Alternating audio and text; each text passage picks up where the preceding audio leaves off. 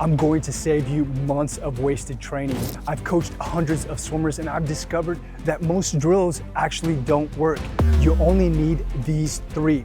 When you've mastered these, it eliminates immediately many issues in your stroke. You'll feel more comfortable in the water, more powerful, and most importantly, faster.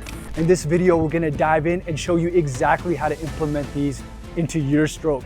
I'm Lukas Siska, welcome to the channel. I'm so glad you're here.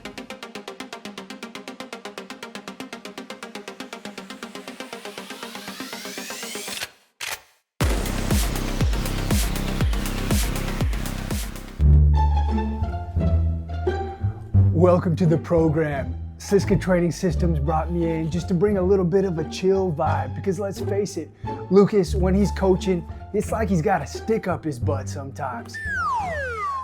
So Lukas, my man, you said that most drills don't work. Now that could be a little bit shocking for some of us to hear. What do you mean most drills don't work? Explain yourself. All right, I love this question. Okay, listen. Many people want to do all kinds of drills and they just don't help you if you don't have these 3 drills mastered first. Why? A lot of people say, hey, my legs are sinking. I need to fix that by trying to figure out how to kick better so my legs will float. That's not going to help you. You can't improve sinking legs by trying to fix your kick. The way you improve sinking legs is with this first drill. That actually makes a lot of sense, man.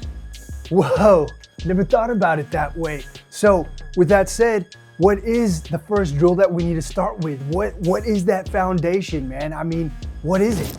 And that is the Superman drill. It teaches you to have perfect body position, which allows you to have maximum buoyancy. When you become more buoyant, everything in freestyle becomes more easy and efficient. Whoa, man. So are you saying that I could actually swim longer, easier if I apply this to my stroke? That's right. If you master this, you can literally swim longer, easier, and not to mention faster. Because yes, you have that maximum buoyancy, and it's just important to remember you have to operate within your freestyle at this extended position at all times. If you scrunch up, you're gonna mess up the drill. You're gonna lose that effortlessness. But this is something that if you get, we can build off of it really quickly. All right, it can't be that simple, man. What are some of the limitations people have? Because I've never heard people say that we need to start with this. The biggest limitations I see with people, because actually, remember, this is a super simple drill. What is it? Just extend your body to the max at all times and you will get the benefit. But what limits people is that if you don't come from a swimming background, you don't have that swim mobility, which kind of hinders you. So you might understand it, but when I'm working with people, I'll see that they have rounded shoulders. They need to open up their chest, okay?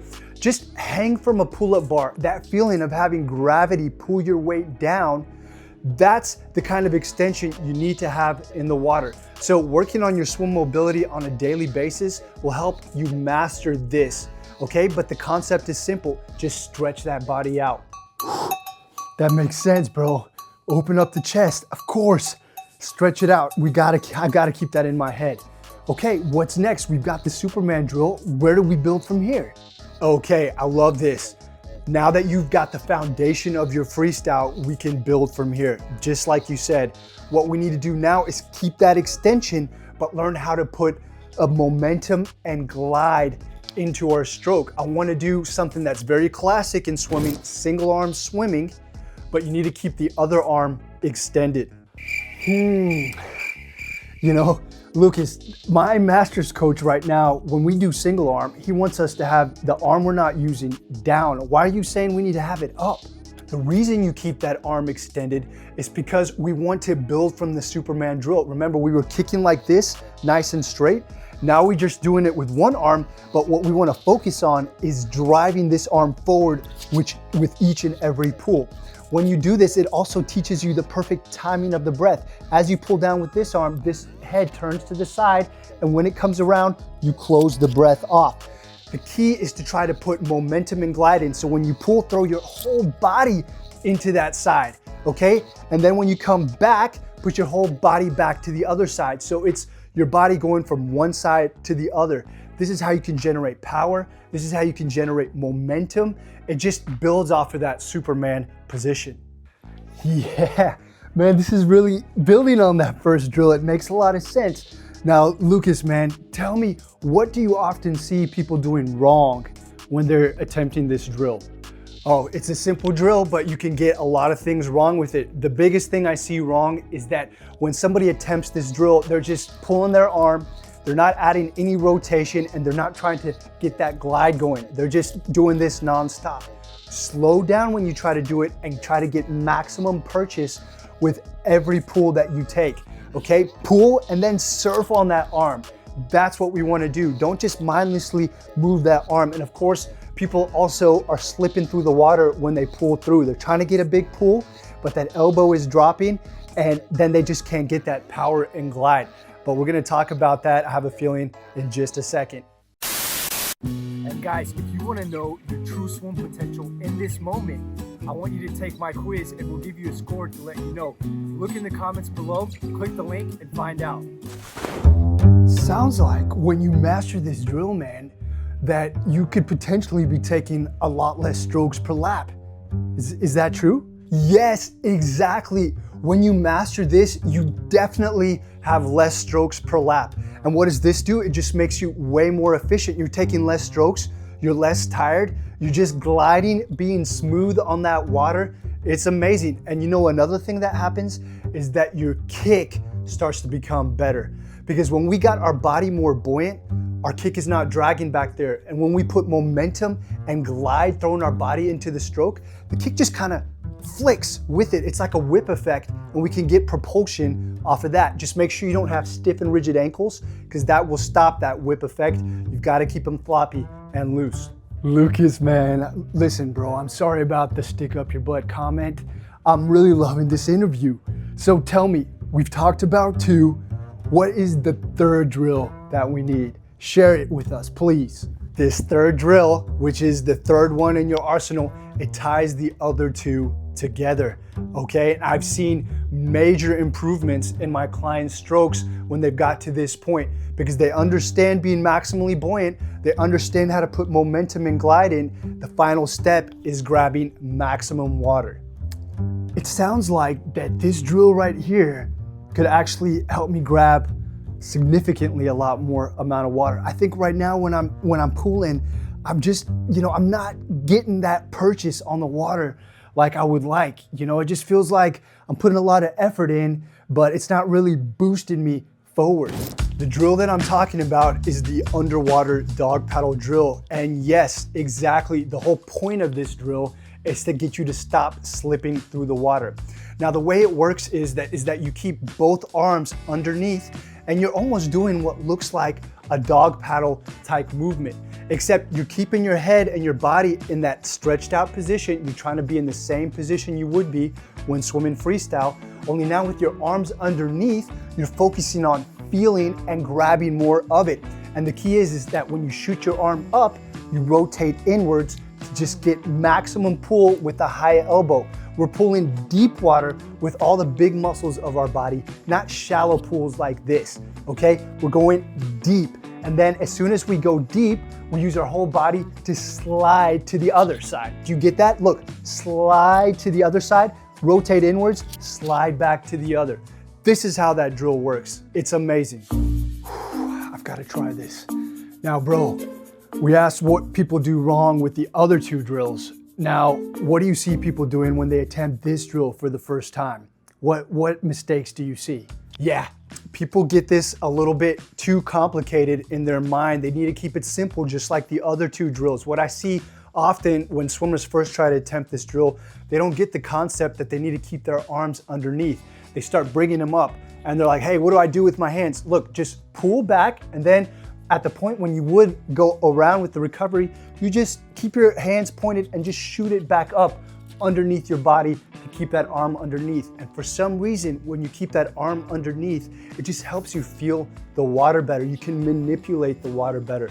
And of course, the other mistake is that people continue to drop that elbow. Guys, you have to rotate that shoulder, watch this movement, rotate it this way, and then you can pull massive water when you do this drill. Got it. All right, Lou, we got 3 drills, man, that we can take to the pool. Now, you've worked with hundreds of swimmers. You've got people messaging you on YouTube all of the time. I mean, what kind of improvement are you seeing when you put these drills into practice with your athletes? Yes, the kind of improvements that I've seen, guys, when I apply these to my clients, I've seen some drastic jumps really quickly.